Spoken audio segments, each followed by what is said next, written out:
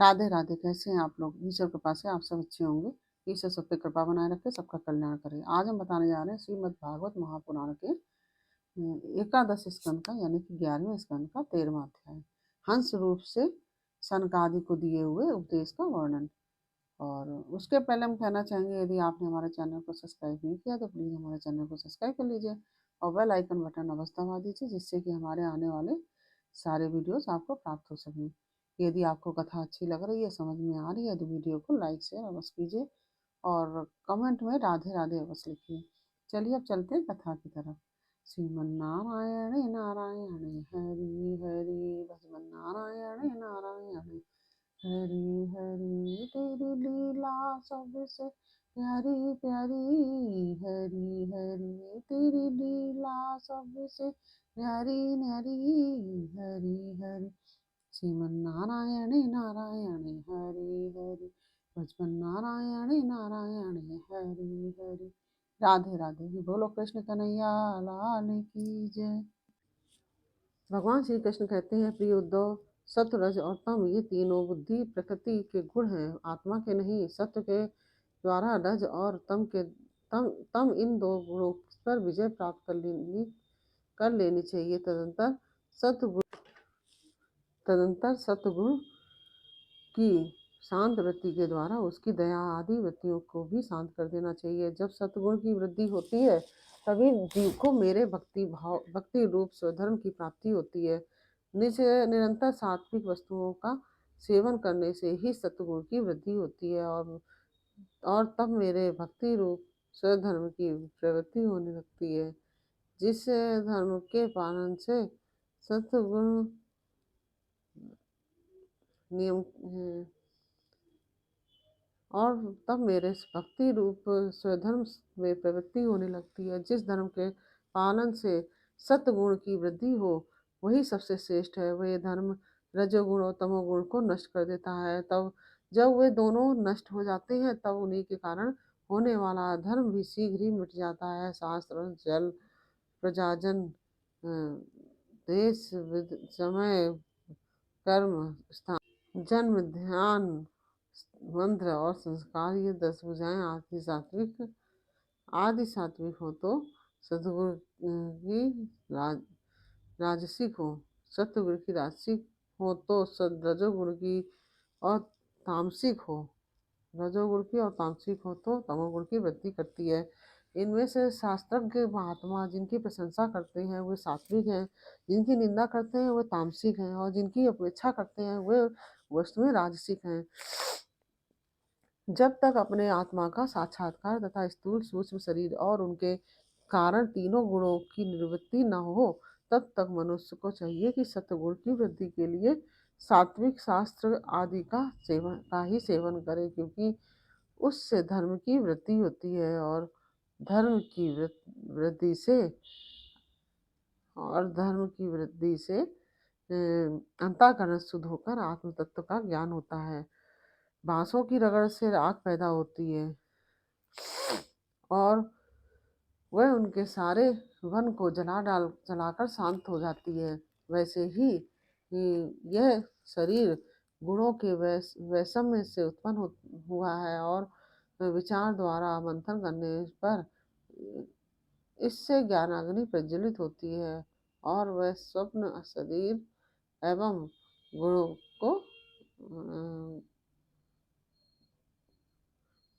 को भस्म करके स्वयं भी शांत हो जाती है। उद्धव जी ने पूछा कि भगवान, प्रायः सभी मनुष्य इस बात को जानते हैं कि विषय विपत्तियों के घर हैं, फिर भी वे कुत्ते, गधे और बकरे के समान दुख सहन करके भी उन्हीं को ही भुगते रहते हैं। इसका क्या कारण है? भगवान श्री कृष्ण ने कहा कि प्रिय उद्धव, जब अज्ञानवश अपने स्वरूप को भूलकर हृदय से सूक्ष्म स्थूल आदि शरीरों में अहम बुद्धि कर बैठता है, जो कि सर्वदा ब्रह्म ही है, तब उसका सत प्रधान मन घोर रजोगुण की ओर झुक जाता है। बस जहाँ मन में रजोगुण की प्रधानता हुई कि उसमें संकल्प विकल्पों का तांता बन जाता है, अब वह विषयों का चिंतन करने लगता है और अपनी दुर्बुद्धि के कारण काम के फंदे में फंस जाता है, जिससे फिर छुटकारा पाना बहुत ही कठिन होता है। अब वह अज्ञानी कामवश अनेकों प्रकार के कर्म करने लगता है, अनेकों प्रकार के कर्म करने लगता है और इंद्रियों के इंद्रियों के वश में होकर, यह जानकर भी कि इन कर्मों का अंतिम फल दुख ही है, उन्हीं को करता है। वास्तव में उन्हीं को करता है। उस समय वह रजोगुण के तीव्र वेग से अत्यंत मोहित रहता है। यद्यपि विवेकी पुरुष का चित्त भी कभी कभी रजोगुण और तमोगुण के वेग से विक्षिप्त होता है, तथापि उसकी विषयों में दोष दृष्टि बनी रहती है इसलिए वह बड़ी सावधानी से अपने चित्त को एकाग्र करने की चेष्टा करता रहता है, जिससे उसकी विषयों में आसक्ति नहीं होती। साधक को चाहिए कि आसन और प्राण वायु पर विजय प्राप्त कर अपनी शक्ति और समय के अनुसार बड़ी सावधानी से धीरे धीरे मुझ में अपना मन लगावे, और इस प्रकार अभ्यास करते समय अपनी असफलता देखकर तनिक भी उबे नहीं, बल्कि और भी उत्साह से उसी में जुड़ जाए। प्रिय उद्धव, मेरे शिष्य सनकादि परम ऋषियों ने योग का यही स्वरूप बताया है कि साधक अपने मन को सब ओर से खींचकर विराट आदि में नहीं, साक्षात मुझ में ही पूर्ण रूप से लगा दे। उद्धव जी ने कहा कि श्री कृष्ण, आपने जिस समय जिस रूप से सनकादि परम ऋषियों के आपने जिस रूप से सनकादि परम ऋषियों को योग का आदेश दिया था, उस रूप को मैं जानना चाहता हूँ। भगवान श्री कृष्ण ने कहा कि प्रिय उद्धव, सनकादि परम ऋषि ब्रह्मा जी के मानस पुत्र हैं। उन्होंने एक बार अपने पिताजी से योग की सूक्ष्म अंतिम सीमा के संबंध में इस प्रकार प्रश्न किया था। सनकादि परम ऋषियों ने पूछा कि पिताजी, चित्त गुणों अर्थात विषयों में घुसा ही रहता है और गुण भी चित्त की एक एक व्यक्ति में प्रविष्ट होते ही हैं, अर्थात चित्त और गुण आपस में मिले जुले ही रहते हैं। ऐसी स्थिति में जो पुरुष इस संसार सागर से पार होकर मुक्ति पद प्राप्त करना चाहता है, वह इन दोनों को एक दूसरे से अलग कैसे कर सकता है। भगवान श्री कृष्ण कहते हैं कि प्रिय उद्धव, यद्यपि ब्रह्मा जी सब देवताओं के शिरोमणि, स्वयंभू और प्राणियों के जन्मदाता हैं, फिर भी सनकादि परम ऋषियों के इस प्रकार पूछने पर ध्यान करके भी वे इस प्रश्न का मूल कारण न समझ सके, क्योंकि उनकी बुद्धि कर्म प्रवण थी। उद्धव जी, उस समय ब्रह्मा जी ने इस प्रश्न का उत्तर देने के लिए भक्ति भाव से मेरा चिंतन किया, और तब मैं हंस का रूप धारण करके उनके सामने प्रकट हुआ। मुझे देखकर सनकादि ब्रह्मा जी को आगे करके मेरे पास आए और उन्होंने मेरे चरणों की वंदना करके मुझसे पूछा कि आप कौन हैं। प्रिय उद्धव, सनकादि परमार्थ तत्व के जिज्ञासु थे, इसलिए उनके पूछने पर उस समय मैंने जो कुछ कहा वह तुम मुझसे सुनो। ब्राह्मणों, यदि परमार्थ रूप वस्तु नाना तत्व से सर्वथा रहित है, और तब आत्मा के संबंध में आप लोगों का ऐसा प्रश्न कैसे युक्ति संगत हो सकता है। अथवा मैं यदि उत्तर देने के लिए बोलूं भी तो किस जाति, गुण, क्रिया और संबंध आदि का आश्रय लेकर उत्तर दूं। देवता, मनुष्य, पशु, पक्षी आदि सभी शरीर पंचभूतात्मक होने के कारण अभिन्न ही हैं और परमार्थ रूप से भी अभिन्न है। ऐसी स्थिति में आप कौन हैं? आप लोगों का यह प्रश्न ही केवल प्राणी का व्यवहार है, विचार पूर्वक नहीं, अतः निरर्थक है। मन से, वाणी से, दृष्टि से तथा अन्य इंद्रियों में से जो कुछ ग्रहण किया जाता है, वह सब मैं ही हूँ, मुझसे भिन्न और कुछ नहीं है। यह सिद्धांत आप लोग तत्व विचार के द्वारा समझ लीजिए प्रभु, यह चित्त चिंतन करते करते विषयाकार हो जाता है और विषय चित्त में प्रविष्ट हो जाते हैं। यह बात सत्य है। तथापि विषय और चित्त ये दोनों ही मेरे स्वरूप भूत जीव के देह हैं, उपाधि हैं, अर्थात आत्मा का चित्त और विषय के साथ कोई संबंध ही नहीं है। इसलिए बार बार विषयों का सेवन करते रहने से जो चित्त विषयों में आसक्त हो गया है और विषय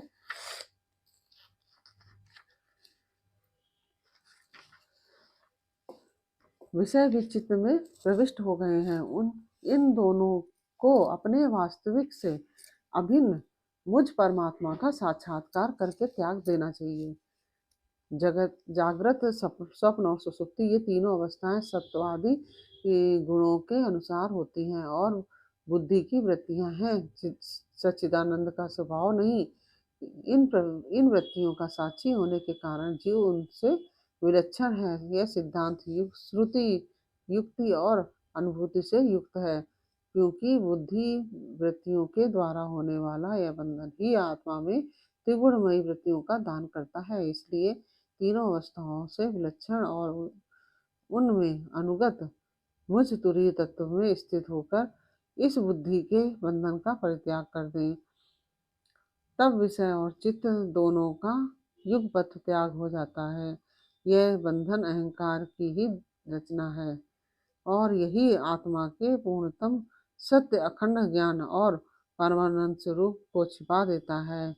इस बात को जानकर विरक्त हो जाएं और अपने तीन अवस्थाओं में अनुगत तुरीय स्वरूप में होकर संसार की चिंता को छोड़ दें। जब तक पुरुष की भिन्न भिन्न पदार्थों में सत्य तत्व बुद्धि, अहम बुद्धि और मम बुद्धि युक्तियों के द्वारा निवृत्ति नहीं हो जाती, तब तक वह अज्ञानी यद्यपि जागता है तथापि सोता हुआ सा रहता है। ऐसे स्वप्नावस्था में जान पड़ता है कि मैं जाग रहा हूँ। आत्मा से अन्य देह आदि प्रतीयमान नाम रूपात्मक प्रपंच का कुछ भी अस्तित्व नहीं है। इसलिए उनके कारण होने वाले वर्णाश्रम आदि भेद, स्वर्ग आदि फल और उनके कारण भूत कर्म, ये सब के सब इस आत्मा के लिए वैसे ही मिथ्या हैं जैसे स्वप्नदर्शी पुरुष के द्वारा देखे हुए सब के सब पदार्थ। जो जागृत अवस्था में समस्त इंद्रियों के द्वारा बाहर दिखने वाले संपूर्ण क्षणभंगुर पदार्थों को अनुभव करता है और स्वप्नावस्था में हृदय में ही जागृत में देखे हुए पदार्थों के समान ही वासना में विषयों का अनुभव करता है और सुसुप्ति अवस्था में उन सब विषयों को समेट कर उनमें लय को भी अनुभव करता है, उनके लय को भी अनुभव करता है। वह एक ही है। जागृत अवस्था के इंद्रिय, स्वप्नावस्था के मन और सुसुप्ति के संस्कारवती बुद्धि का भी वही स्वामी है, क्योंकि वह त्रिगुणमयी तीनों अवस्थाओं का साक्षी है।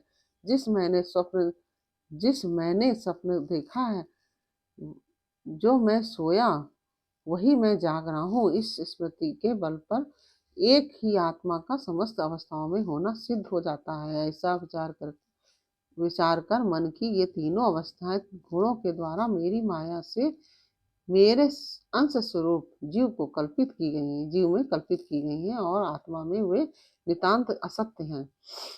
ऐसा निश्चय करके तुम लोग अनुमान सत्पुरुषों द्वारा किए गए उपनिषदों के श्रवण और तीक्ष्ण ज्ञान खड्ग के द्वारा सकल संशयों के आधार अहंकार का छेदन करके हृदय में स्थित मुझ परमात्मा का भजन करो। यह जगत मन का विलास है, दिखने पर भी नष्ट प्राय है। अलात चक्र बोलते हैं, लुकारियों की बनेठी के समान अत्यंत चंचल है और भ्रम मात्र है। ऐसा समझे कि ज्ञाता और ज्ञेय के भेद से रहित एक ज्ञान स्वरूप आत्मा ही अनेक सा प्रतीत हो रहा है। इस स्थूल शरीर, इंद्रिय और अंतःकरण रूप तीन प्रकार का विकल्प गुणों के परिणाम की रचना है और स्वप्न के समान माया का खेल है। अज्ञान से कल्पित है, इसलिए उस देहादि रूप दृश्य से दृष्टि हटाकर तृष्णा रहित इंद्रियों के व्यापार से हीन और निरीह होकर आत्मानंद के अनुभव में मग्न हो जाए। तथापि यद्यपि कभी कभी आहार आदि के समय यह देह आदि प्रपंच देखने में आता है, तथापि यह पहले ही आत्म वस्तु से अतिरिक्त और मिथ्या समझ कर छोड़ा जा चुका है। इसलिए वह पुनः भ्रांति मूलक मोह उत्पन्न करने में समर्थ नहीं हो सकता। देहपात पर्यंत केवल संस्कार मात्र उसकी प्रतीति होती है। जैसे मदिरा पीकर उन्मत्त पुरुष यह नहीं देखता कि मेरे द्वारा पहना हुआ वस्त्र शरीर पर है या गिर गया है, वैसे ही सिद्ध पुरुष जिस शरीर से उसने अपने स्वरूप का साक्षात्कार किया है वह प्रारब्धवश खड़ा है, बैठा है या देववश कहीं गया या आया है, नश्वर शरीर संबंधी इन बातों पर दृष्टि नहीं डालता। प्राण और इंद्रियों के साथ यह शरीर भी प्रारब्ध के अधीन है। इसलिए अपने आरंभक को कहते हैं, बनाने वाले को आरंभक बोलते हैं। आरंभक कर्म जब तक है तब तक उनकी प्रतीक्षा करता ही रहता है, परंतु आत्मवस्तु का साक्षात्कार करने वाला तथा समाधि पर्यंत योग में आरूढ़ पुरुष स्त्री पुत्र धन आदि प्रपंच के सहित उस शरीर को फिर कभी स्वीकार नहीं करता, अपना नहीं मानता। जैसे जगा हुआ पुरुष स्वप्नावस्था के शरीर आदि को सनकादि ऋषियों, मैंने तुमसे जो कुछ कहा है वह सांख्य और योग दोनों का गोपनीय रहस्य है। मैं स्वयं भगवान हूँ, तुम लोगों को तत्व ज्ञान का उपदेश करने के लिए ही यहाँ आया हूँ, ऐसा समझो। विप्रवरों मैं योग, सांख्य, सत्य, रित मतलब मधुर भाषण, तेज, श्री, कीर्ति और दम दम खुलते हैं इंद्रिय निग्रह को। इन सबकी परम गति परम अधिष्ठान हूँ। मैं समस्त गुणों से रहित हूँ और किसी की उपेक्षा नहीं रखता। फिर भी साम्य असंगता आदि सभी गुण मेरा ही सेवन करते हैं, मुझमें ही प्रतिष्ठित हैं, क्योंकि मैं सबका हितैषी सुहृदय प्रियतम और आत्मा हूँ। सच पूछो तो उन्हें गुण कहना भी ठीक नहीं है, क्योंकि वे सत्व आदि गुणों के परिणाम नहीं है और नित्य हैं। प्रिय उद्धव, इस प्रकार मैंने सनकादि मुनियों का संशय मिटा दिए। उन्होंने परम भक्ति से मेरी पूजा की और स्तुतियों द्वारा मेरी महिमा का गान किया। जब उन परम ऋषियों ने भली भांति मेरी पूजा और स्तुति कर ली, तब मैं ब्रह्मा जी के सामने ही अदृश्य होकर अपने धाम में लौट आया। इस प्रकार से यह 13वां अध्याय पूर्ण हुआ। यह अध्याय आपको कैसा लगा? अच्छा लगा हो तो वीडियो को लाइक शेयर अवश्य कीजिए। और कमेंट में राधे राधे अवश्य कीजिए। फिर मिलते हैं आपसे अगले वीडियो में अगले अध्याय के साथ। तब तक के लिए राधे राधे।